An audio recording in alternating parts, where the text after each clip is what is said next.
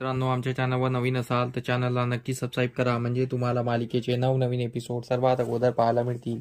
तर तुला शिकवीन चांगलाच धडा या मालिकेमध्ये काय घडलं. अधिपती या फॅक्टरीमध्ये असतो. त्यानंतर तिथे पोलीस इन्स्पेक्टर येतात आणि अधिपतीला बोलतात की आम्ही चौकशी केली आणि चौकशीमध्ये आम्हाला असं कळलं की अक्षरा मॅडम या चुकीच्या आहे. त्यांनी खोटी कंप्लेंट दिलेली आहे आणि अक्षरा मॅडमबद्दल आम्हाला अजून एक कळलं आहे, कारण की त्यांच्याजवळ एकही पुरावा नव्हता. आम्ही जेव्हा त्यांना विचारणा केली तर त्यांच्याजवळ भुवनेश्वरी मॅडम खिलाफ एकही पुरावा नव्हता. यातून हे स्पष्ट झालं आहे की अक्षरा मॅडमनी खोटी रिपोर्ट दिलेली आहे. जर हे खरं निघालं असतं तर भुवनेश्वरी मॅडमला 7 वर्षाची किमान जेल झालेली असती. पण आम्ही सखोल चौकशी केली, त्यामुळे आम्हाला हे कळलं की त्या भुवनेश्वरी मॅडमची यात काही चुकी नाही आहे. तर तुम्ही म्हणत असाल तर आम्ही अक्षरा मॅडमवर परत केस करू आणि त्यांना 6 महिन्यासाठी तरी जेलात पाठवू. तर अधिपती बोलतो की काही गरज नाही आहे त्यांना जेलात टाकायची, आणि त्यांना 6 महिने का 6 सेकंदासाठी बी जेलात तुम्ही टाकू नका, कारण की ते आम्हाला पटणार नाही.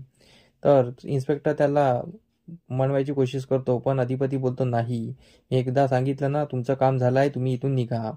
तर त्यानंतर तिथे ओमक्या येतो. ओमक्या त्याला बोलतो की काय झालं. तर अधिपती सांगतो जे जे घडलेलं आहे. तर ओमक्या बोलतो अक्षरा मॅडम वहिनी हे करणं शक्यच नाही आहे, माझा त्यांच्यावर फुल विश्वास आहे.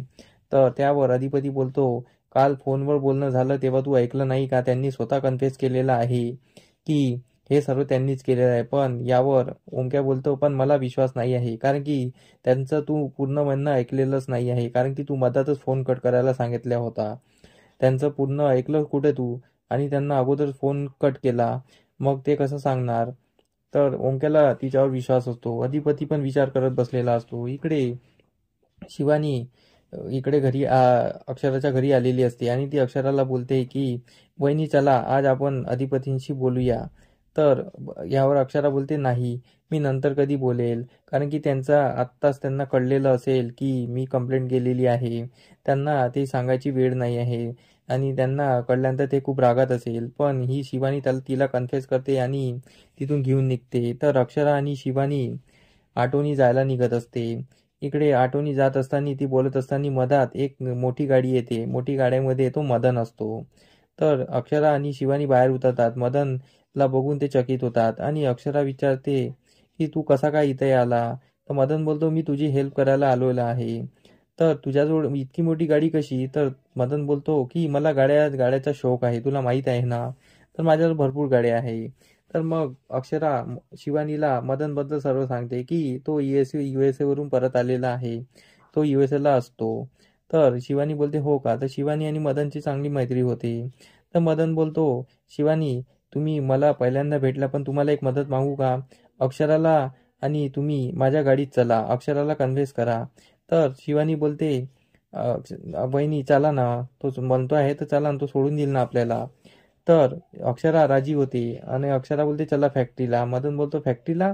तर अक्षरा बोलते मी मधात सांगेल. मग मदन अक्षरासाठी दरवाजा उघडतो आणि अक्षराला बसायला सांगतो. हे बघून शिवानीला थोडासा डाऊट येतो. शिवानी बोलते की हा मदन अक्षरासाठी स्पेशल दार उघडत आहे, म्हणजे काहीतरी स्पेशल आहे असं तिला वाटत असतं. आणि ते दोघं गाडीत बसतात आणि जायला निघतात.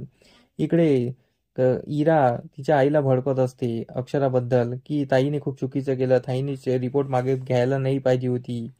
तर ती खूप वेगळं वेगळं बोलत असते. तर मग त्यावर विद्या बोलते की तू भुवनेश्वरी सारखीच वागत आहे.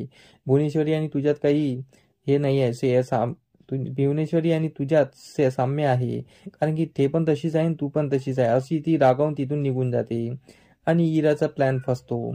इकडे अधिपती फॅक्टरीमध्ये असतो आणि इकडे मदन त्यांना सोडायला आलेला असतो आणि इकडे इन्स्पेक्टरचा पण पचका झालेला असतो.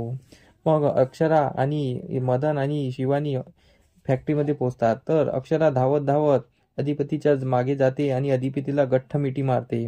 अधिपतीला एकदम सुखावल्यासारखं वाटतं की खूप दिवसानंतर मास्तरीबाई त्यांच्या मागे येऊन त्यांना मिठी मारलेली आहे. तर त्याला अधिपतीला खूप छान वाटत असतं. आता समोरील भागात आपल्याला हे पाहणं रंजक ठरणार आहे की अधिपती अक्षराच्या येण्याने अक्षरा त्याला सर्व सांगेल का, आणि अधिपती सुखावेल का, आणि अधिपती सर्व विसरून पुन्हा एकत्र येण्यासाठी मान्य करेल का. कारण की भुवनेश्वरीच्या खिलाफ तिने कंप्लेंट केलेली आहे, हे सत्य त्याला माहीत पडलेलं आहे. तर आता आपल्याला समोरील भागात हे कळणारच आहे. आमचा एपिसोड कसा वाटला आम्हाला कमेंट करून नक्की सांगा. धन्यवाद मंडळी. तुम्हाला आमचा व्हिडिओ कसा वाटला हे आम्हाला कमेंटद्वारे नक्की कळवा. तेव्हा आम्ही तुमच्या प्रतिसादाला उत्तर नक्की देऊ. आणि आमचे व्हिडिओ बघत राहा. आमचा व्हिडिओ किती छान वाटतो हे आम्हाला कमेंटमध्ये नक्की सांगा. धन्यवाद.